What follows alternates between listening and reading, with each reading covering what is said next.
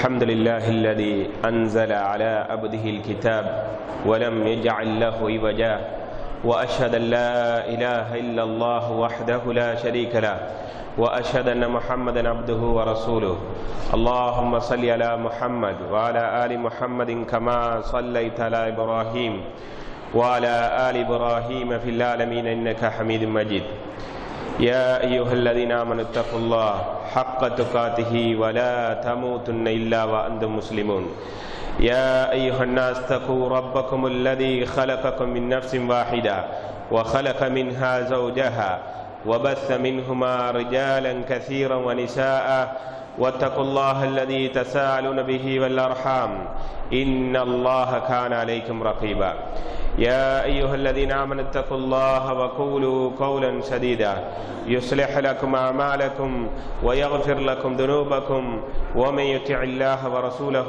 فقد فاز فوزا عظيما أما بعد فإن أصدق الحديث كتاب الله وخير الهدي هدي محمد صلى الله عليه وسلم وشر الأمور محدثاتها وكل محدثة بدعة وكل بدعة ضلالة وكل ضلالة في النار.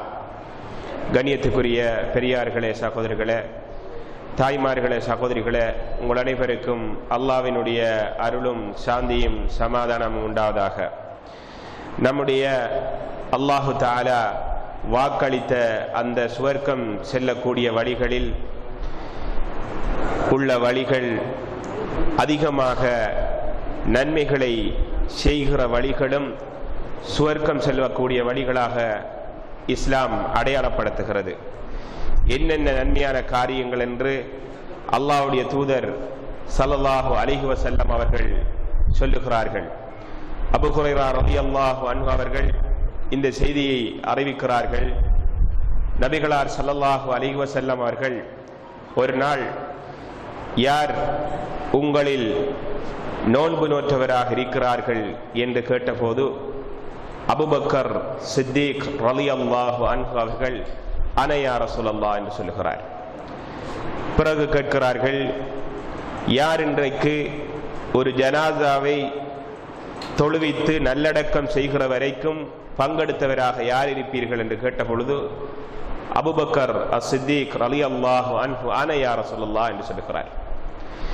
அதே போன்று ஏழைக்கு உணவளித்தவர் யாராக இருக்க முடியும் என்று கேட்டதாம் தாமதம் அபூபக்கர் அன யா ரசூலல்லாஹ் என்று சொல்லுகிறார். நோயாளியை குணம் விசாரிக்க சென்றவர் யாரு உங்களில் இருக்கிறார்கள் என்று கேட்டபோது அபூபக்கர் அன யா ரசூலல்லாஹ் என்று சொல்லுகிறார். இப்படியாக கூறியதன் பின்னால் நபி ஸல்லல்லாஹு அலைஹி வஸல்லம் அவர்கள் சொல்லுகிறார்கள், யார் ஒரு மனிதன் ஒரு நாளைக்கு இப்படியான நல்ல காரியங்களை புரிந்து கொள்கிறார்களோ தஹலல் ஜன்னா, அவன் சுவர்க்கம் நுழைந்து விட்டான் அப்படின்னு சொல்லுகிறார்கள். கண்ணியத்துக்குரிய அல்லாஹ்வினுடைய நல்லடியார்களே, உண்மையில் இப்படியான நன்மையான காரியங்கள் என்று இஸ்லாம் கிட்டத்தட்ட 40க்கு மேற்பட்ட விடயங்களை அடையாளப்படுத்துகிறது. அபூபக்கர் சித்திக் ரலியல்லாஹு அன்ஹு அவர்களிடத்தில் அல்லாஹ்வுடைய தூதர் கேட்ட விடயங்கள் அனைத்துக்கும் நான் தான் யா ரசூலுல்லாஹ் என்று சொல்லுகிறார்கள். சிலர் நினைத்துக் கொள்ளலாம், இப்படி அமல்களை செய்துவிட்டு அடுத்தவர்களுக்கு சொல்லி காட்ட வேண்டுமா? அபூபக்கர் நான் தான் என்று சொன்னார் என்றால் அவருக்கு பெருமைத்தனம் வந்திருக்க முடியாதா? அல்லாஹ்வுடைய தூதர் எதற்காக வேண்டி அப்படி கேட்க முடியும் என்று நாம் யோசிக்கலாம். ஆனால் நபி ஸல்லல்லாஹு அலைஹி வஸல்லம் அவர்கள் கேட்டதெல்லாம் அமல்களில் ஆர்வமூட்டும் முகமாகவும், அபூபக்கர் ரலியல்லாஹு அன்ஹு தங்களுக்கு மத்தியில் இருந்து கொண்டிருக்கின்ற பொழுது அவர் அமலுடைய காரியத்தில் எப்படியாக இருந்திருக்கிறார் என்று ஏனைய சஹாபாக்களுக்கு ஆர்வமூட்டும் முகமாகத்தான் அல்லாஹ்வுடைய தூதர் ஸல்லல்லாஹு அலைஹி வஸல்லம் அவர்கள் அப்படியாக கேட்கிறார்கள். இதனால் தான் அல்லாஹு தஆலா இந்த அபூபக்கருக்கு ஒரு விசேடமான தன்மை அல்லாஹ்வுடைய தூதர் ஸல்லல்லாஹு அலைஹி வஸல்லம் அவர்கள் சொல்லுகிறார்கள். நாளை மறுமை நாளில் நாம் மனிதர்களாக இருக்கக்கூடிய அனைவருடைய நல்லமல்களையும் ஒரு தராசிலை வைத்து அபூபக்கர் சித்திக் ரலியல்லாஹு அன்ஹு அவர்களுடைய ஈமான், அவருடைய அமலையும் ஒரு தராசில் வைக்கின்ற பொழுது, தட்டில் வைக்கின்ற பொழுது அபூபக்கருடைய அமல்கள் தான் கதிக்கும் என்று நபி ஸல்லல்லாஹு அலைஹி வஸல்லம் அவர்கள் சொன்னார்கள்.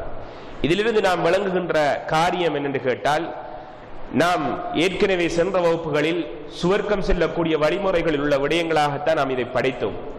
ஆனால் ஜனாசாவுடைய வீட்டுக்கு நாம் செல்வது அந்த விடயங்களில் சொல்லப்பட்ட காரியமாக இல்லை. ஒரு ஆள் நோன்பாளியாக இருக்கின்ற காரியம் அபூபக்கர் சித்திக் தனக்கு மத்தியிலே செய்து கொள்கிறார். நாம் பரலான நோன்புகள் வந்தால் மாத்திரம் தான் நோன்பு பிடிக்கிற விஷயத்தில் நோன்பு பிடிக்கிறோம்.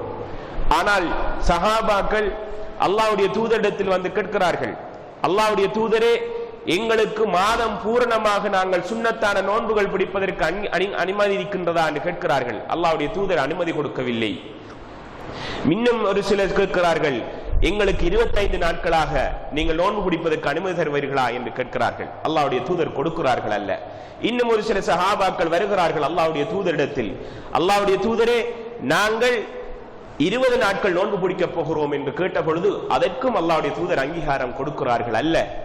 மாறாக நாங்கள் 15 நாட்கள் நோன்பு பிடிக்க போகிறோம் என்று கேட்ட பொழுது நபிகளார் ஸல்லல்லாஹு அலைஹி வஸல்லம் அவர்கள் அங்கீகாரம் கொடுக்கிறார்கள். அதுதான் தாவூத் அலைஹிஸ்ஸலாத்து வஸ்ஸலாம் அவருடைய நோன்பாக இருக்கிறது. அந்த நோன்பு விரும்பத்தக்க விடயம், அதை பிடியுங்கள் என்று சொல்லி அனுமதி கொடுக்கிறார்கள். அதாவது ஒரு நாள் நோன்பு பிடிப்பார்கள், மறுநாள் நோன்பை விடுவார்கள், அடுத்த நாள் நோன்பு பிடிப்பார்கள். இப்படி ஒவ்வொரு நாள் விட்டு விட்டு நோன்பு பிடிக்கக்கூடியவர்களாக இருக்கிறார்கள். சஹாபாக்கள் இப்படித்தான் எல்லா காரியங்களிலும் கடுமையாக ஆர்வம் உள்ளவர்களாக இருந்திருக்கிறார்கள். குறிப்பாக இந்த அபூபக்கர் சித்திக் ரலியல்லாஹு அன்ஹு அந்த நபிலான நோன்புகளை அல்லாஹ்வுடைய தூதர் கேட்கின்ற பொழுது நான் நோன்பாளியாக இருக்கிறேன் என்று சொல்லியிருக்கிறார்கள் என்றால், ஒன்று அவர்கள் வியாழன் அல்லது திங்கள் என்கின்ற நாளில் நோன்பு பிடித்திருக்க முடியும், அல்லது ஐயாமில் பீல் என்று சொல்லக்கூடிய நாட்கள் ஒவ்வொரு மாதமும் வரக்கூடிய பிறை 13, 14, 15ஆம் நாட்கள், இதிலும் நபிகளார் ஸல்லல்லாஹு அலைஹி வஸல்லம் அவர்கள் நோன்பு பிடிப்பதற்கு அங்கீகாரம் தருகிறார்கள். இப்படியாக சுன்னத்தான நோன்புகளை ஒரு மனிதன் பிடிக்கின்ற பொழுது அவனுக்கு மிக மிக முக்கியமான அவனுக்கு ஈடேற்றம் கிடைக்கிறது, அவன் சுவர்க்கம் செல்வதற்குரிய வழியாக அமைகிறது என்று நபி ஸல்லல்லாஹு அலைஹி வஸல்லம் அவர்கள் சொல்லுகிறார்கள். அல்லாஹ்வுடைய தூதருடைய நிலவரத்தை பற்றி இவர் அபூபக்கர் சித்திக் ரலியல்லாஹு அன்ஹு அவர்கள் சொல்லுகிறார்கள், அல்லாஹ்வுடைய தூதர் எனக்கு என்னுடைய தோழனாக இருக்கக்கூடிய என்னுடைய நபி எனக்கு ஒரு விடயத்தை நன்மாராயமாக எனக்கு வசியத்தாக அவர்கள் சொன்னார்கள். அந்த காரியங்கள் 3ஐ நான் மரணிக்கின்ற வரைக்கும் எடுத்து நடத்தேன் என்று சொல்லுகிறார். என்ன அந்த காரியம் என்று கேட்ட பொழுது அவர் சொல்லுகிறார், நான் ஒவ்வொரு மாதத்திலும் 3 நாட்கள் தொடர்ச்சியாக நோன்பு பிடிப்பேன். ஒரு மாதத்தில் நான் தொடர்ச்சியாக நோன்பு 3 நாள் பிடிப்பேன் என்றால் ஐயாமில் பீதுடைய நோன்பாக இருக்கலாம். நீங்கள் ஒவ்வொரு திங்களும் வியாழக்கிழமைகளுமாக வந்தால் ஒரு மாதத்தில் கிட்டத்தட்ட 8 நோன்புகள் வருகிறது. இதையும் பிடிப்பதற்கு வாய்ப்பு இருந்தால் பிடித்துக் கொள்ளுங்கள். அவர் சொல்லுகிறார், நான் இப்படி காலம் முழுக்க செய்தேன். அடுத்த விடயம் கியாமுல் லைல் என்று சொல்லக்கூடிய இரவு வணக்கத்தில் நான் ஈடுபடக்கூடியவனாக நான் இருந்து கொண்டிருந்தேன். இரண்டாவது காரியம் என்னிடத்தில் காணப்பட்ட ஒரு விடயம் துஹா என்று சொல்லக்கூடிய தொழுகை. துஹா தொழுகையினுடைய சிறப்பு நாம் எல்லோருக்குமே தெரியும். கண்ணியத்துக்குரிய சகோதரர்களே, ஒரு மனிதன் ஒவ்வொரு நாளைக்கும் தன்னுடைய ஒவ்வொரு உறுப்புகளில் இருக்கின்ற ஒவ்வொரு மூட்டுகளுக்கும் தர்மம் கொடுக்க வேண்டும் என்று நபி ஸல்லல்லாஹு அலைஹி வஸல்லம் அவர்கள் சொல்லுகிறார்கள். சஹாபாக்கள் அவர்களுடைய வாழ்க்கையில் வரலாறுகளில் சாப்பிட வயிறை புடைக்க அவர்கள் சாப்பிட்ட சரித்திரங்கள் மிகவும் குறைவாகத்தான் இருக்கிறது. இப்படியான சஹாபாக்கள் ஒவ்வொரு நாளும் தன்னுடைய மூட்டுகள் 360க்கு மேற்பட்ட மூட்டுகள் இருக்கிறது.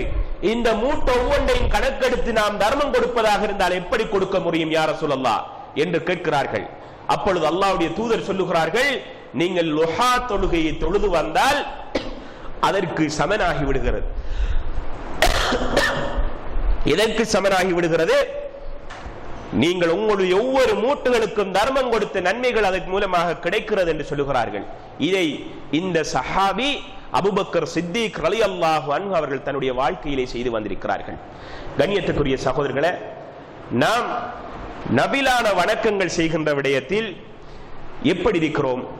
சுன்னத்தான நோன்பு பிடிக்கிற விடயத்தில் நம்முடைய நிலவரங்கள் எப்படி என்பதை நாம யோசித்துக் கொள்ளணும். எப்பாவது மனைவியிடத்தில் நான் அல்லாஹ்வுடைய தூதர் வருவார்கள், மனைவிமாரிடத்தில் ஏதாவது சாப்பிடுவதற்கு இருக்கிறதா என்று கேட்பார்கள். ஃபஜ்ருடைய தொழுகையை நிலைநாட்டி விட்டு அவர்கள் வந்த போது கேட்பார்கள், சொல்லுவார்கள், ஒன்றுமில்லை யா ரசூலல்லாஹ் என்றால் இன்னி சாயிமுன், நான் நோன்பாளியாகி விட்டேன் என்று சொல்வார்கள். இதுதான் அவருடைய வாழ்க்கை. ஏனென்று சொன்னால் அந்த நோன்பு அவர்களை ஒரு சிறந்த உன்னதமான மனிதர்களாக ஆக்க வேண்டும் என்ற பயிற்சியிலே அவர்கள் வாழ்ந்தார்கள்.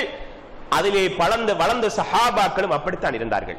அதனால் தான் அபூபக்கர் சொல்லுகிறார், அவர் பெருமைக்காக வேண்டிய அவரிடத்தில் சொல்லவில்லை, அரே யா ரசூலல்லாஹ் நான் தான் இந்த நோன்பாளியாக இருக்கிறேன் என்று சொல்லுகிறார். இப்படியாக அவருடைய அடுத்த கட்டமான நிலவரம் ஜனாசாவை பின்தொடருதல். இதுவும் ஒரு நல்ல காரியமாக இருந்து கொண்டிருக்கிறது. இன்றைக்கு நாம் பார்க்கிறோம், நம்முடைய சகோதரர்கள் யாராவது நமக்கு தெரிந்தவர்கள் சொந்தக்காரர்கள் என்று பார்த்தால் அவர்களும் ஜனாசாவுக்கு மாத்திரம்தான் நாங்கள் பங்கெடுக்கக்கூடியவர்களாக இருக்கிறோம். ஒரு முஸ்லிம் அடுத்த முஸ்லிமுக்கு செய்ய வேண்டிய கடமைகளில் உள்ள ஒரு விடயம்தான் ஜனாசாவை நாம் பின்தொடர்வது. ஜனாசாவை நாம் பார்த்துவிட்டு வருவதற்கு இஸ்லாம் ஒரு சுன்னத்தான விடயம் என்று சொல்லவில்லை. மாறாக ஜனாசாவுடைய வீட்டுக்கு சென்று அந்த ஜனாசாவுடைய அனைத்து நடவடிக்கைகளில் நாம் பங்கெடுத்து அந்த ஜனாசாவை அடக்கம் செய்கின்ற வரைக்கும் நாம் செல்லுகின்ற பொழுதுதான் நமக்கு நிறைய சிறப்புகள் இருக்கிறது. அபூபக்கர் சித்திக் ரலியல்லாஹு அன்ஹு அவர்கள் அல்லாஹ்வுடைய தூதர் கேட்டபோது நான் ஜனாசாவுடைய விடயத்திலே நான் பங்கெடுத்திருக்கிறேன் என்று அவர் கூறுகிறார் என்றால் அவர் அந்த நன்மைக்கு அப்படியாக அவர் போட்டி போட்டிருந்தார். நன்மையான காரியத்தை செய்கின்ற விஷயத்தில் அவர் அப்படியாக ஆர்வமுடையவராக இருந்திருக்கிறார். கண்ணியத்துக்குரிய சகோதரர்களே, நபிகளார் ஸல்லல்லாஹு அலைஹி வஸல்லம் அவர்கள் சொல்லுகிறார்கள், யார் ஒரு அடியான் ஜனாசாவுடைய விடயத்திலே செல்லுகிறானோ அவனுக்கு 2 கிராத் என்று சொன்னார்கள். சஹாபாக்கள் கேட்கிறார்கள், கிராத் என்று சொன்னால் என்ன யா ரசூலல்லாஹ் என்று கேட்கிறார்கள். அப்பொழுது அல்லாஹ்வுடைய தூதர் சொல்லுகிறார்கள், கிராத் என்று சொன்னால் 2 உஹது அளவு மலை நன்மை என்று சொல்லுகிறார்கள். உம்ராவுக்கு ஹஜ்ஜிக்கு சென்ற சகோதரர்களுக்கு தெரியும், உஹது மலை என்பது ஒரு சாதாரணமான மலை அல்ல சகோதரர்களே, ஒரு தொடர்ச்சியான ஒரு மலை தொடர். அந்த தொடர் மலை அளவு ஒரு மனிதனுக்கு நன்மை கிடைக்க வேண்டுமாக இருந்தால் ஜனாசாவுடைய தொழுகையை நிறைவேற்றி அந்த ஜனாசாவுடைய தொழுகையை நிறைவேற்றியதன் பின்னால் அவர் அடக்கம் செய்கின்ற இடத்திற்கு சென்று அங்கில் நாமும் ஒரு நாளைக்கு இப்படித்தான் இந்த கபரிலே போகின்றோம், அல்லாஹு தஆலா நமக்கும் இப்படியான ஒரு கபருடைய நிலவர வாழ்க்கையை வைத்திருக்கிறான் என்ற சிந்தனையை உணர்த்தக்கூடிய அந்த நிலவரத்தில் பங்கெடுப்போமாக இருந்தால் 2 மலை அளவு நன்மை. சுப்ஹானல்லாஹ். செய்கிற வேலை என்ன, நாம ஜனாசாவுக்கு நாம் போனால் உண்மையிலே நமக்கும் ஒரு நாளைக்கு மரணம் என்பது இருக்கின்றது என்ற சிந்தனையை உணர்த்தக்கூடிய ஒரு நிலவரம் அது. அதற்கு சென்றால் இப்படியான கூலி கிடைக்கிறது.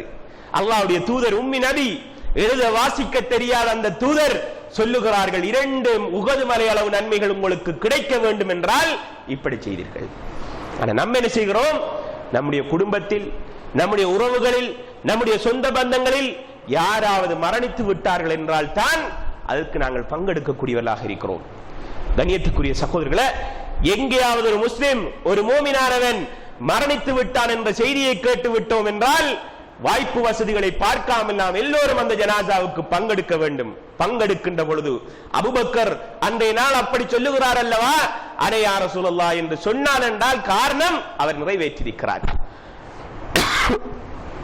அதே போன்று ஏழைக்கு உணவு அளிப்பது.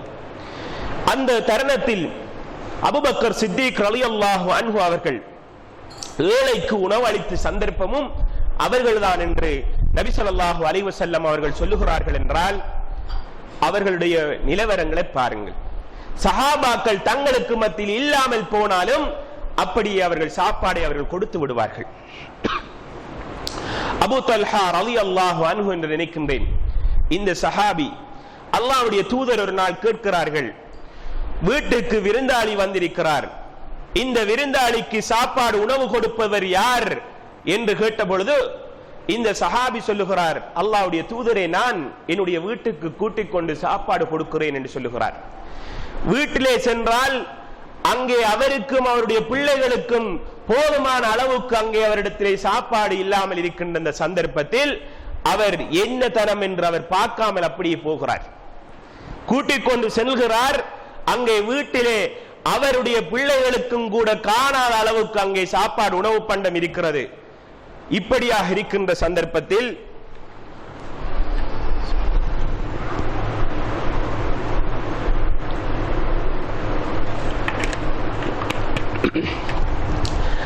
அங்கே பார்க்கிறார், சாப்பாடு உணவு வந்த விருந்தாளிக்கு கொடுக்க வேண்டும் என்று இருக்கின்ற தருணத்தில் பிள்ளைகள் எல்லாம் அழுது கொண்டிருக்கிறார்கள். அந்த விருந்தாளியாக வந்தவர் தங்களையும் சாப்பிடுவதற்காக வேண்டி அழைக்கிறார்கள். அப்பொழுது சாப்பாடு உணவை பார்க்கிறார்கள், சாப்பிடுவதற்கு போதிய அளவு உணவு இல்லை. உடனடியாக அவர்களுக்கு திட்டம் பெறுகிறது என்ன செய்து கொள்வதென்று. உடனடியாக வீட்டில் இருந்த விளக்கை அணைத்து விடுகிறார்கள். வீட்டில் இருந்த விளக்கை அணைத்து விடுகிறார்கள். வந்த விருந்தாளிக்கு சாப்பாடை கொடுக்கிறார்கள். சாப்பாடை அவர் சாப்பிட்டுக் கொண்டிருக்கிறார்.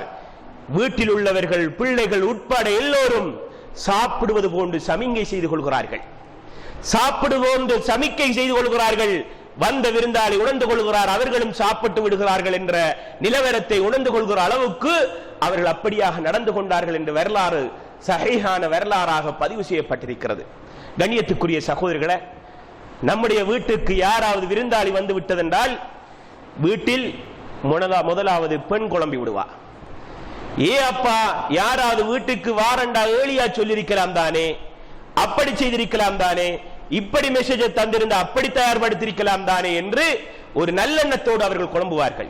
ஆனால் உண்மையிலே வீட்டிலே இருக்கின்ற ஏதாவது ஒன்றை போதுமான அளவு ஆக்கிக் கொண்டு வந்தவனுக்கு கொடுத்து நாமும் சந்தோஷமரமாக ஆக்க வேண்டும் என்ற சிந்தனை வருகின்றதல்லவா, அதுதான் விருந்தோம்பலாக இருக்கிறது. இது மிக முக்கியமான ஒரு விடயம். நபிகளார் ஸல்லல்லாஹு அலைஹி வஸல்லம் அவர்கள் சொல்லுகிறார்கள், மன் கான யுமினு பில்லாஹி வல் யௌமில் ஆகிர் ஃபல்யுக்ரிம் ضعيفஹு. யார் ஒருவர் அல்லாஹ்வை மறுமை நாளை ஈமான் கொண்டு விசுவாசம் கொண்ட ஒரு அடியானாக இருக்கிறானோ அவன் வரக்கூடிய ஒரு விருந்தாளியை அவன் கண்ணியப்படுத்தட்டும், சிறப்புப்படுத்தட்டும் என்று சொல்லுகிறார்கள். அவனுக்கு நாங்கள் சாப்பாடை பெரிதாக வைத்து கும்பிடுமாறு அவனுக்கு விரும்பாத அளவுக்கு எல்லை மீறி வைப்பதல்ல விருந்தோம்பல் என்பது. நம்முடைய வீட்டில் என்ன இருக்கிறதோ அதை கொண்டு போதுமாக்கி அவனை கண்ணியப்படுத்தி நல்ல முறையில் உபசரித்து அனுப்புவதுதான் அபூபக்கர் சித்திக் ரலியல்லாஹு அன்ஹு அவர்கள் அனையா ரசூலுல்லாஹ் என்று சொன்னார்கள்.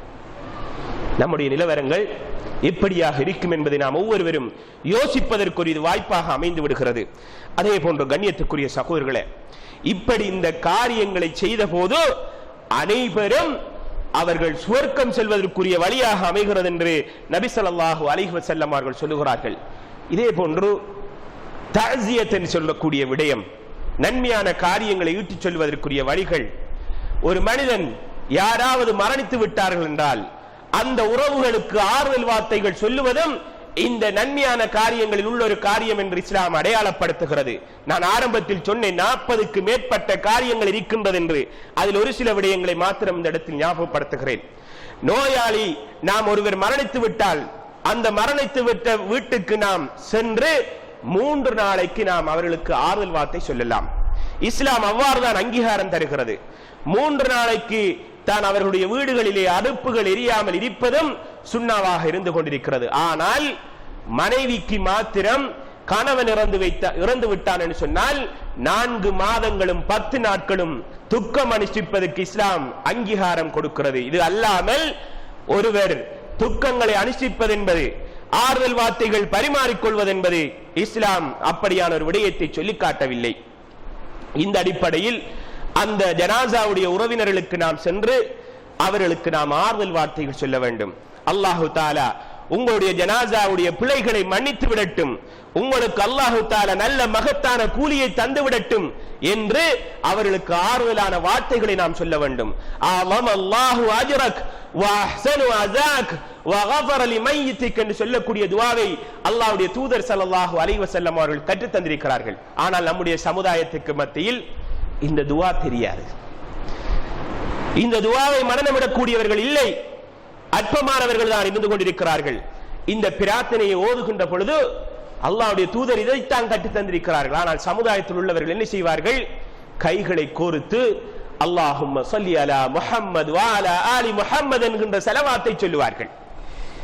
திருமண வைபவத்தில் வந்தபோது மணமகனுக்கென்று நபி ஸல்லல்லாஹு அலைஹி வஸல்லம் அவர்கள் வாழ்த்து செய்தியை சொல்லியிருக்கிறார்கள்.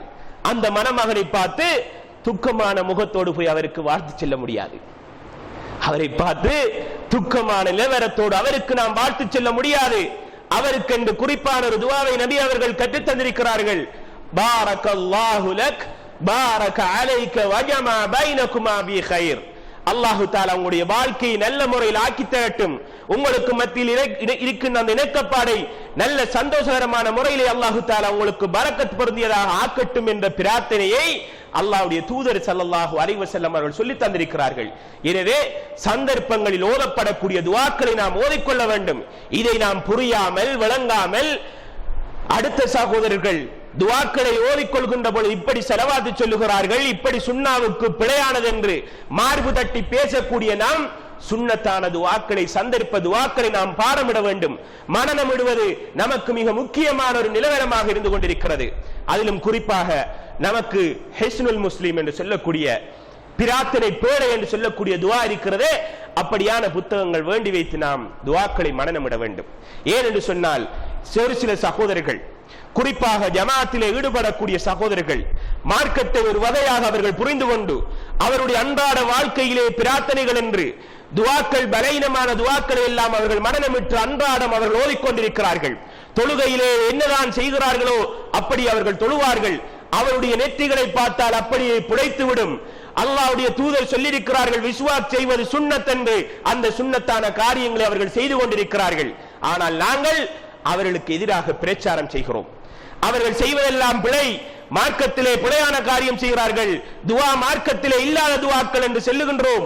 ஆனால் சரியான துஆ நமக்கு தெரியுமா என்று கேட்டால், குர்ஆனும் ஹதீஸும் சொல்லக்கூடிய ஆதாரபூர்வமான துஆக்கள் நமக்கு பாடமாக இருக்கிறதா என்று கேட்டால் நிச்சயமாக இருக்க மாட்டாது. குறைந்த சகோதரர்கள் தான் அப்படி சொல்லுவார்கள், எனக்கு தெரியும், நான் பாடமாக்கி இருக்கிறேன், எனக்கு இப்படி இருக்கிறது என்று சொல்லுவார்கள். நாம் சில தர்பியாக்களுக்கு சென்றிருந்தோம். அந்த தர்பியாக்களில் ஒரு முஹாசபாக்காக வேண்டிய ஒரு சில சகோதரத்திலே கேட்டோம் அப்படியான துஆக்களை. எல்லோரும் தெரியாது, பாடமிடல ஹஸரத் என்று சொல்லுகிறார்கள். ஆனால் ஜமாத்தில் எத்தனை வருட காலம் அவர் இருந்திருக்கிறார்? 15 வருடம், 20 வருடம், 30 வருடம். என்னுடைய வாப்பாவும் அந்த பணியை செய்தார், நானும் அந்த பணியை செய்கிறேன் என்று சொல்லுவார். நாம் இவ்வளவு நாளும் வகுப்புகளிலே, பயான்களிலே பங்கெடுத்தது, கேட்டது, நிகழ்ச்சிகளை ஒருங்கிணைப்பு செய்வோம், அமைப்புகளை ஏற்பாடு செய்வோம். அதில் பேசப்படக்கூடிய செய்திகள் என்னென்று நாம் செவிமடுத்து நாம் கேட்கின்றோம் அல்ல, மனனமிடுகின்றோம் அல்ல. இப்படித்தான் நம்முடைய வாழ்க்கை இருந்து கொண்டிருக்கின்றது. எனவே ஜனாசாவுடைய வீடுகளுக்கு சென்று அந்த உறவுகளுக்கு ஆறுதல் வார்த்தை செய்வதும் நமக்கு நன்மையான காரியமாக இருந்து கொண்டிருக்கிறது. அதே போன்று ஒரு மனிதன் அடுத்த மனிதனுடைய குறைகளை மறைப்பதும் ஒரு நன்மையான காரியமாக இருந்து கொண்டிருக்கிறது. யாராவது ஒரு மனிதன், ஒரு மூமினான ஒரு விசுவாசியுடைய ஒரு பிரச்சனையை, அவனுக்கு துன்பம் இழைக்கக்கூடிய ஒரு காரியத்தை உணர்ந்து விட்டான் என்றால், விளங்கி விட்டான் என்றால், அறிந்து விட்டான் என்றால், அவன் அந்த விடயத்தை விட்டு மறைப்பது ஒரு அவசியமாக விடயமாக இருந்து கொண்டிருக்கிறது. நபி ஸல்லல்லாஹு அலைஹி வஸல்லம் அவர்கள் சொல்லுகிறார்கள், மன் ஃபர்ரஜ அன் முஸ்லிமின் குர்பதன் ஃபர்ரஜல்லாஹு பிஹா யௌமல் கியாமா. யார் ஒரு அடியான் ஒரு மூமினான விசுவாசியுடைய குறையை இந்த உலகத்திலே மறைக்கிறானோ, அப்படியான மனிதனுடைய குறையை அல்லாஹு தஆலா நாளை மறுமையிலே அவனுடைய குறைகளை அல்லாஹு தஆலா நிவர்த்தி செய்கிறான்.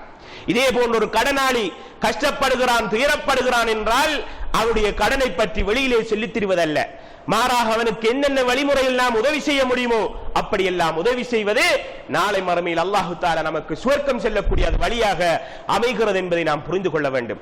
கண்ணியத்துக்குரிய அல்லாஹ்வினுடைய நல்லடியார்களே, நாம் இந்த விஷயத்தை தெளிவாக புரிந்து கொள்ள வேண்டும்.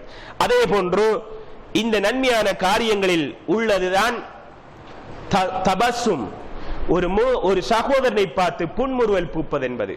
இதுவும் சதக்கா என்று நபி ஸல்லல்லாஹு அலைஹி வஸல்லம் அவர்கள் சொல்லியிருக்கிறார்கள். ஒரு மனிதனை பார்த்து, அடுத்த மூமினான விசுவாசியாக இருக்கக்கூடிய ஒரு சகோதரனை பார்த்து புன்முறுவல் பூப்பது என்பது சதக்கா என்று சொன்னார்கள். இன்றைக்கு சில சகோதரர்களை பார்க்கும், வெளியில கையை இறுக்கமாக பிடிச்சு சலாம் சொல்லுவார்கள், ஆனால் உள்ளத்தில் பிரிவு, முகத்தில் செஞ்சலிப்பு வர மாட்டாது. சில மனிதருக்கு அல்லாஹு தஆலா அவருடைய பிழைகளை மன்னிக்க வேண்டும். சில மனிதருடைய இயல்பான ஒரு குணாதிசயம் முகம் எப்பவுமே ஒரு வகையாகவே இருக்கும். அப்படியான மனிதர்களுக்கு அல்லாஹு தஆலா செஞ்சலிப்பான தன்மையை கொடுக்க வேண்டும். கண்ணியத்துக்குரிய சகோதரர்களே, நாம் ஒரு சகோதரனை பார்த்து சிரிப்பது தர்மமாக இருக்கிறது என்று நபி ஸல்லல்லாஹு அலைஹி வஸல்லம் அவர்கள் சொல்லியிருக்கிறார்கள் என்றால், வருகின்ற போதும் போகின்ற போதும் பார்த்து சிரித்து அவனை புன்முறுவல் பூத்தோம் என்றால் அது நம்முடைய பொக்கெட்டில் வருகின்ற ஒரு ஏழைக்கு நம்முடைய பொக்கெட்டில் இருந்து காசை கொடுக்கின்ற நன்மை போன்றல்ல. நம்முடைய பொக்கெட்டில் இருந்து 10 ரூபாய் 20 ரூபாய் காசுகளை கொடுத்து நாம் கொடுக்கின்ற பொழுது நாம் தயங்குகிறோமே, எப்படி கொடுப்பது, என்னுடைய காசி நான் சேர்த்தது என்று யோசிக்கிறோமே, இப்படி நாம் வேண்டுகின்ற நன்மை அல்ல. மாறாக அவனை பார்த்து ஒரு சிரித்து சலாம் சொல்லிவிட்டோம் என்றால் இதுவும் நன்மையான காரியம், அது ஒரு தர்மமாக ஆகிவிடுகிறது. அவன் நல்ல எண்ணம் வைப்பான் நம்மளை, நாமும் நம்முடைய உள்ளத்திலே எந்தவித தப்பான எண்ணமும் இல்லை, சிந்தனையும் இல்லை என்று தெளிவுபடுத்துகிறோம். இது நம்மிடத்திலே வர வேண்டும். அடுத்த காரியம், நாம் பள்ளிகளிலே இருக்கின்ற போது அசிங்கங்கள் கிடக்கும். பள்ளியில் இருக்கின்ற அசிங்கங்களை நீக்குவதும் ஒரு நன்மையான காரியமாக அமைகிறது. இதுவும் அந்த 40 நன்மையான காரியங்களில் உள்ள ஒரு முக்கியமான ஒரு விடயமாக இருந்து கொண்டிருக்கிறது. பள்ளியிலே இன்றைக்கு பார்க்கிறோம், பள்ளிக்கு பொறுப்பாக இருக்கக்கூடிய முஅத்தின் அல்லது பணிவுடை செய்யக்கூடிய சிலர் இருக்கிறார்கள். அவர்களின் தலையில் எழுதி வைக்கப்பட்ட ஒரு விடயம் என்று நாம் பார்க்கிறோம். கண்ணியத்துக்குரிய சகோதரர்களே, பள்ளியில் நாம் இருக்கின்ற போது அந்த பள்ளி அல்லாஹ்வுடைய வீடு, அந்த பள்ளியை நாம் சுத்தமாக வைத்துக் கொள்ள வேண்டும். என்னுடைய வீடு எப்படி சுத்தமாக இருக்க வேண்டும் என்று ஆசைப்படுகிறேனோ அதே போன்று அல்லாஹ்வுடைய வீடு சுத்தமாக இருக்க வேண்டும் என்பதை நாம் புரிந்து கொள்ள வேண்டும். எந்த அளவுக்கு என்று சொன்னால், பள்ளியிலே இருக்கின்ற ஒரு தூசியை நீங்கள் எடுத்து போடுவீர்களாக இருந்தால், அசிங்கங்களை நீக்கி விடுகிறீர்கள் என்றால், பாவையிலே இருக்கின்ற அசிங்கங்களை நீக்குவதே தர்மம் என்று ஈமானின் ஆக அடித்தட்டதாக இருக்கக்கூடிய ஆக படித்தரம் குறைந்த ஒரு காரியம் என்று அல்லாஹ்வுடைய தூதர் ஸல்லல்லாஹு அலைஹி வஸல்லம் அவர்கள் புரிந்திருக்கிறார்கள் என்றால், சொல்லியிருக்கிறார்கள் என்றால், அல்லாஹ்வுடைய மாளிகையில் இருக்கின்ற அசிங்கங்களை நீக்குவது. அல்லாஹ்வுடைய தூதருடைய பள்ளியிலே பணிவுடை செய்து கொண்டிருந்த ஒரு பெண்மணி, இன்னும் ஒரு அறிவிப்பில் ஒரு ஆண் என்று சொல்லப்படுகிறது. அந்த பெண்மணி ஒரு நாள் அல்லாஹ்வுடைய தூதர் இல்லாமல் போய்விட்டார்கள். அந்த பெண்மணி மரணித்து விட்டார்கள். அல்லாஹ்வுடைய தூதர் மீண்டும் வந்து பார்க்கிறார்கள். அந்த பெண்மணி இல்லாமல் போய்விட்டார்கள், மரணித்து விட்டார்கள், அடக்கம் செய்து விட்டார்கள். அல்லாஹ்வுடைய தூதர் கேட்கிறார்கள், எங்கே அந்த பெண்மணி என்று கேட்டபோது நடந்த நிலவரத்தை சொல்லுகிறார்கள் சஹாபாக்கள். அல்லாஹ்வுடைய தூதர் கடுமையாக ஆத்திரப்படுகிறார்கள். ஏன் எனக்கு இந்த பெண்மணி மரணித்த செய்தியை நீங்கள் அறிவிக்காமல் விட்டு விட்டீர்கள் என்று அல்லாஹ்வுடைய தூதர் கோபப்பட்டு ஏசிவிட்டு பேசிவிட்டு உடனடியாக அவருடைய மக்பராடிக்கு சென்று அல்லாஹ்வுடைய தூதர் அவருக்காக வேண்டி ஜனாசாவுடைய தொழுகை நிறைவேற்றுகிறார்கள். எவருக்கும் இல்லாத ஒரு சந்தர்ப்பம். யாருக்கும் மார்க்கத்திலே மக்பராவில் தொழ முடியாது. ஆனால் அல்லாஹ்வுடைய தூதர் அந்த பெண்ணுக்கு மட்டும், குறிப்பாக அல்லாஹ்வுடைய தூதர் செய்திருக்கிறார்கள் என்றால் அவ்வளவு மிக முக்கியமான பணிவுடை செய்து கொண்டிருந்த அந்த பெண்மணி என்பதற்காக வேண்டி அல்லாஹ்வுடைய தூதர் அப்படியாக செய்கிறார்கள். எனவே கண்ணியத்துக்குரிய சகோதரர்களே, இப்படியாக ஏகப்பட்ட நல்லமல்கள் இருக்கிறது. இந்த நன்மையான காரியங்கள் அனைத்தையுமே நாம் சேர்த்து செய்தால் நம்மை ஸல்லல்லாஹு அலைஹி வஸல்லம் அவர்கள் வாக்களித்த அந்த சுவர்க்கத்துக்கு நாம் செல்லலாம். அடுத்த காரியம், பள்ளி வாயில்களுக்கு செல்லுகின்ற பொழுது நடந்து செல்வதும் சுவர்க்கம் செல்லக்கூடிய வழிகள். இன்றைக்கு எத்தனை பேர் நாம யோசிக்கிறோம், பள்ளிக்கு வருவது எங்க நம்முடைய பள்ளி பக்கத்துல வீட்டை அமைச்சுக் கொள்றேன்னு யோசிக்கும். பள்ளி எவ்வளவு தூரமாக இருந்துச்சோ சில டைம்ல வீட்டையே தொழுறதுக்கு யோசிக்கிறோம்.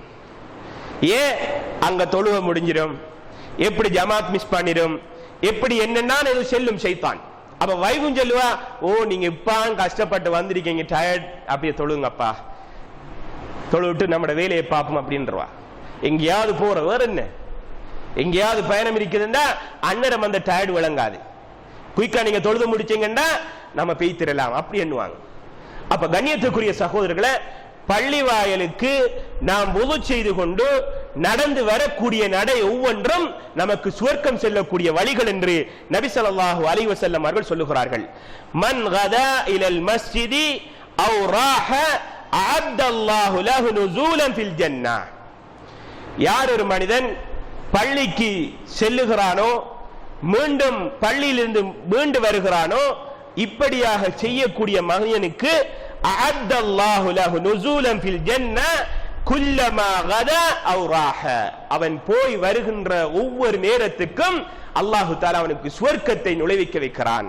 அவனுக்கு தங்கக்கூடிய இடம் சுவர்க்கமாக இருந்து கொண்டிருக்கிறது என்று நபி ஸல்லல்லாஹு அலைஹி வஸல்லம் அவர்கள் சொல்லுகிறார்கள். இந்த செய்தியை கேட்டபோது சில சஹாபாக்கள் ஆர்வம் கொள்கிறார்கள். அல்லாஹ்வுடைய தூதரே, என்னுடைய வீடு பள்ளிக்கு மிகவும் அண்மையிலே இருக்கிறது, நான் என்னுடைய வீட்டை தூரமாக ஆக்கிக் கொள்ள முடியாதா? அப்படி வைத்தால் எனக்கு அப்படியாக நன்மைகள் கிடைக்குமே என்று சஹாபாக்கள் அல்லாஹ்வுடைய தூதரிடத்திலே போய் சென்று கேட்கிறார்கள். நம்ம எப்படி யோசிக்கிறோம், வீடு பக்கத்தில் இருந்தா அல்லது நம்முடைய வீட்டுக்கு பக்கத்தில் ஒரு பள்ளியை கட்டிடுவார்கள் என்றால் என்ற சிந்தனை நமக்கு வருகிறது. கண்ணியத்துக்குரிய சகோதரர்களே, எந்த அளவுக்கு என்று சொன்னால், ஒரு மனிதன் நபி ஸல்லல்லாஹு அலைஹி வஸல்லம் அவர்கள் பார்த்து சொல்லுகிறார்கள், அலா அதுல்லுக்கும் அலா மா யம்ஹு அல்லாஹு பிஹி அல் கதாயா வ யர்ஃபஉ பிஹி அல் தரஜாத். உங்களுக்கு ஒரு மனிதனுடைய பாவத்தை இல்லாமலாக்கி அந்த இடத்துக்கு ஒரு நன்மையை வழங்கக்கூடிய ஒரு காரியத்தை உங்களுக்கு சொல்லித் தரட்டுமா என்று சஹாபாக்களை பார்த்து அல்லாஹ்வுடைய தூதர் கேட்கிறார்கள். காலு பலா யா ரசூலல்லாஹ், சொல்லுங்க யா ரசூலல்லாஹ், என்ன அப்படி ஒரு பாவத்தை அழித்து அந்த பாவத்தினுடைய இடத்திலே ஒரு நன்மையை அல்லாஹு தஆலா வழங்க வேண்டும் என்றால் என்ன அப்படியான காரியம் என்று கேட்கிறார்கள். அதற்கு அல்லாஹ்வுடைய தூதர் ஸல்லல்லாஹு அலைஹி வஸல்லம் அவர்கள் சொல்லுகிறார்கள், இஸ்பாஉல் வுதுஇ அலல் மகாரிஹி, நீங்கள் வுதுவை நான் செய்து காட்டிய பிரகாரம் நல்ல முறையில் நீங்கள் வுதுவை செய்துவிட்டு இன்னும் வகதரத்துல் ஹுதா இலல் மசாஜித், பள்ளிகளின்பால் நீங்கள் அதிகமான எட்டுக்கள் ஒவ்வொரு அடிகள் வைக்கின்ற வைக்கல் இருக்கின்றதே, அப்படி வைத்து வரக்கூடிய அந்த காரியம் உங்களுடைய ஒவ்வொரு எட்டுக்கும் பாவங்கள் அளிக்கப்பட்டு அந்த பாவமான இடத்திலே அல்லாஹு தஆலா நன்மைகளை வழங்குகிறான். அல்லாஹு அக்பர். பிறகு நீங்கள் பள்ளியிலே உட்கார்ந்து நீங்கள் தொழுகைக்காக வேண்டி அப்படி எதிர்பார்த்துக் கொண்டிருப்பீர்களாக இருந்தால் உங்களுக்கு அந்த காரியம் அப்படியே அல்லாஹ்விடத்திலே பதிவு செய்யப்பட்டதாக இருக்கிறது என்று நபி ஸல்லல்லாஹு அலைஹி வஸல்லம் அவர்கள் சொல்லுகிறார்கள். கண்ணியத்துக்குரிய சகோதரர்களே, அப்ப எவ்வளவு நம்மளுக்கு எட்டு கூடுகிறதோ அந்த அளவுக்கு நாம் ஒரு பாவம் அளிக்கப்பட்டு நன்மைகள் வழங்கப்படுகிறது. இன்றைக்கு நாம் வீடுகளில் இருந்து வுது செய்து கொண்டு வருவதை சிரமமாக பார்க்கிறோம். வீடுகளில் இருந்து வுது செய்து கொண்டு வருவதை ஒரு பெரிய ஒரு சிரமமான காரியம் என்று நாம் யோசிக்கிறோம். அப்படி இருக்கக்கூடாது. நாம் செய்கிற காரியங்கள் ஒவ்வொன்றுக்கும் அப்படியான நிலவரமாக அமைகிறது. இன்னும் ஒரு சந்தர்ப்பத்தில் நபிகளார் ஸல்லல்லாஹு அலைஹி வஸல்லம் அவர்கள் சொல்லுகிறார்கள், யார் ஒரு மனிதன் அவருடைய வீட்டில் இருந்து சுத்தமாக வுது செய்து கொண்டு பிறகு அல்லாஹ்வுடைய வீட்டுக்கு பள்ளிக்கு அவன் வருகிறானோ, அல்லாஹு தஆலா அந்த ஃபர்லான தொழுகைகளை நிறைவேற்றியதன் பின்னால் கானத் குதுவாத்துஹு இஹ்தாஹுமா தஹத்து கதியதன் வல் உக்ரா தர்ஃபா தரஜா, ஒரு எட்டுக்கு அவனுடைய பாவம் அளிக்கப்பட்டு அடுத்த எட்டுக்கு அவனுக்கு நன்மைகள் வழங்கப்படுகிறது. அப்படி என்றால் ஒரு மனிதன் எத்தனையோ அடி வைத்து வருகிறான் என்றால் 150 அடிகள் வைத்த ஒவ்வொரு தடி அடியாக வைத்து வருகின்ற பொழுது அந்த அடிக்கு பாவத்தை அல்லாஹு தஆலா எடுத்து அதனிடத்திலே நன்மையை வைக்கிறான். இப்படி வைத்தால் ஒவ்வொரு தொழுகைக்கும் ஒவ்வொரு வக்துக்கும் எப்படியாக இருக்கும் சகோதரர்களே? நம்முடைய நிலவரம் எங்கே போய் சேரும்? சிரமமான ஒரு காரியமா இது? சம்பாதிப்பதற்கு கஷ்டமான ஒரு காரியமா? எனவே இதையும் நாம் நம்முடைய வாழ்க்கையிலே நாம் நடைமுறைப்படுத்த வேண்டும். இறுதியாக நாம் ஃபஜ்ர் தொழுகையும் அஸர் தொழுகையும் பேணிக் கொண்டால் அதுவும் நமக்கு சுவர்க்கம் செல்லக்கூடிய வழிமுறையாக அமைகிறது. ஃபஜ்ர் தொழுகையும் அஸர் தொழுகையும் ஜமாஅத்தோடு தொழுது வந்தால் பேணி வந்தால் நாம் சுவர்க்கம் செல்வதற்கு வழியாக அமைகிறது. அப்ப புரிஞ்சு கொள்ளக்கூடாது, ரெண்டையும் செய்தா போதும். 5 நேர தொழுகையில் 2 நேர தொழுகை லேசான வழி, மாஷா அல்லாஹ். நம்முடைய நோக்கம் என்ன? சுவர்க்கம் போவது. எனவே 2 தொழுகையும் தொழுதால் சுவர்க்கம் கிடைச்சிருமே, ஏனைய அமல்களை செய்ய வேண்டிய அவசியம் இல்லை என்று நாம் புரிஞ்சு கொள்ளக்கூடாது. ஏன் என்று சொன்னால் அவ்வளவு ஒரு சிரமமான இபாதத்திலே தொழுகையிலே கஷ்டமான ஒரு தொழுகை அஸர் தொழுகை. இன்றைக்கு நம்ம தௌபா பத்தி பேசணும் ஜும்மாவில். உண்மையில வெள்ளிக்கிழமை தினம் என்று சொன்னா பெருநாள் தான் கிட்டத்தட்ட நம்மளுக்கு. நல்லா ஹுத்பாவில ஹதரத் வந்து பேசுவார், தொழோனும் ஜமாத்தோடு தொழோனும் பேணிக் கொள்ளுங்கள் என்று நல்லா உருக்கமாகவும் வறுக்கமாகவும் பேசுவார். கேட்டுக்கு போவோம். வீட்டை போன சாப்பாடு மாஷா அல்லாஹ் நெய்ச்சோறு போட்டிருக்கும், அடிப்பம் அடி. நல்லா புடிச்சோம்டா பிஸ்மி சொல்றோம் என்னமோ தெரிய அடி திண்டா அல்லாஹும்ம பிஸ்மிக அமூத்து என்ற சத்தம் மட்டும்தான் கேட்கும். அஸருக்கு வாங்க 3:30க்கு 3:25க்கு வாங்க சொல்லப்படும். ஹசரத் பேசினார், அது தெரியாது. 5-6 மணி ஆகும் எழும்புறதுக்கு. வெள்ளிக்கிழமை தினத்துடைய நிலவரம் இதுதான். என்ன? ஆபீஸ் ஹாஃப் டே, அடுத்த நாள் லீவு, புல்லா மாஷா அல்லாஹ் தபாரக்குமுல்லாஹ் அப்படியே தூங்கிடுவோம். அஸர் தொழுகை பொல்லாதது, கடும் கஷ்டமானது. ஒரு முனாஃபிக்கின் மீது, ஒரு நயவஞ்சகன் மீது சுமையான தொழுகை என்று அல்லாஹ்வுடைய தூதர் அடையாளப்படுத்திய அந்த தொழுகை அஸர் தொழுகையும் ஃபஜ்ருடைய தொழுகையும். அதனால் தான் அந்த தொழுகைக்கு இப்படியான சிறப்பு இருக்கின்றது என்பதை இஸ்லாம் சொல்லுகிறது. எனவே நமக்கு மத்தியில் இந்த தொழுகையை நாம் மிஸ் பண்ணிவிட்டோம் என்றால், தவறுவிட விட்டோம் என்றால் நாம் நினைத்துக் கொள்ள வேண்டும், நம்முடைய உள்ளத்திலே நயவஞ்சகத்தன்மை இருக்கிறது. அல்லாஹு தஆலா பாதுகாக்க வேண்டும். இந்த நயவஞ்சகனுடைய நிலவரம் எப்படியாக இருக்கும்? நரகத்தில் ஆக அடிமட்டத்தில் இருந்து கொள்வான். அவனுக்கு எந்தவித ஹெல்ப்புகளும் கிடைக்க மாட்டாது. அல்லாஹு தஆலா சொல்லுகிறான். சூரத்து தாரியாத் என்று சொல்லக்கூடிய அத்தியாயத்தை ரப்பல் ஆலமீன் சொல்லி காட்டுகிறான். எனவே கண்ணியத்துக்குரிய சகோதரர்களே, நாம் நயவஞ்சகர் மீது கஷ்டமான தொழுகையை பேணிக் கொண்டோம் என்றால் சுவர்க்கம். நபி ஸல்லல்லாஹு அலைஹி வஸல்லம் அவர்கள் சொல்லுகிறார்கள், மன் ஸல்லல் பர்தைன் தഖலல் ஜன்னah. யார் 2 குளிர்ச்சியான தொழுகை, குளிர்ச்சி என்றால் ஃபஜ்ருடைய தொழுகை அஸருடைய 2 மோசமான ஒரு நிலவரம். ஃபஜர் அலத்தூள் தூங்கினோம் சொன்னா 5 அவர் 6 அவர் தூங்குறோம், மாஷா அல்லாஹ் அலத்தூள் தூங்கு தூங்கு அப்படின்னு சொல்லுவோம். வாங்க சொல்லும் வரையும் அலாம் வச்சிருப்போம். 2-3 ரக்காயத் வித்ராவை தொழுது போட்டு நாம நேர காலத்தோட போவோம் என்று அலாம் வச்சிருப்போம். அதை அடிக்கும். இன்னும் ஒரு போன்ல வைப்போம், அங்க புள்ளைகிட்டையும் சொல்லுவோம் அதுல நீ வை என்று சொல்லி அடிக்கும். புள்ளா எல்லாம் அலாம் அடிக்கு, நீ தூங்குறத தூங்கு அப்படியே சொல்லும். ஷைத்தான் சொல்லுவான் எழும்பி நிற்கின்ற பொழுது இன்னும் தூங்கு என்று சொல்லுவான். உங்களுடைய காதுகளுக்குள் அப்படியே சிறுநீர் அடித்து விடுவான். 3 முடிச்சுகளை அந்த ஷைத்தான் விடுகிறான். ஒன்று எழும்பி விட்டோமா அந்த வேளையில் ஒரு முடிச்சு அவலப்படுகிறது. உது செய்து விட்டோமா 2வது முடிச்சு அவலப்படுகிறது. பிறகு நாம் பள்ளிக்கு செல்கின்ற பொழுது 3வது முடிச்சு அவுக்கப்படுகின்றது என்று நபி ஸல்லல்லாஹு அலைஹி வஸல்லம் அவர்கள் சொல்லுகிறார்கள்.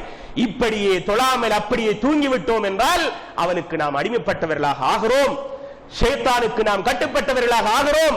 அல்லாஹ்வுடைய கட்டளை, அல்லாஹ்வுடைய தூதர் இந்த ஃபஜ்ர் தொழுகையும் அஸர் தொழுகையும் நீங்கள் ஜமாஅத்தோடு தொழுது விட்டீர்களாக இருந்தால் சுவர்க்கம் நுழைந்து விட்டீர்கள் என்ற ஹதீஸுக்கு நீங்கள் மாறு செய்து விடுவீர்கள்.